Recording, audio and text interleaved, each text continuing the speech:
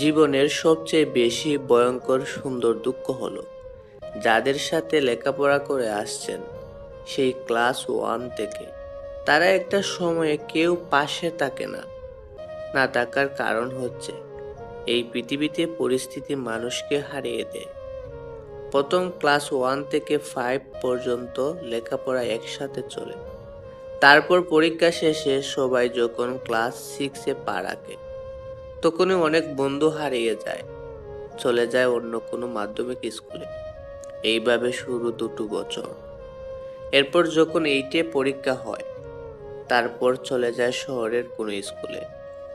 একসময় দূরত্ব এত বেশি হয়ে যায় যে চাইলেও আমরা একে অপরের সাথে সাক্ষাৎ করতে পারি না।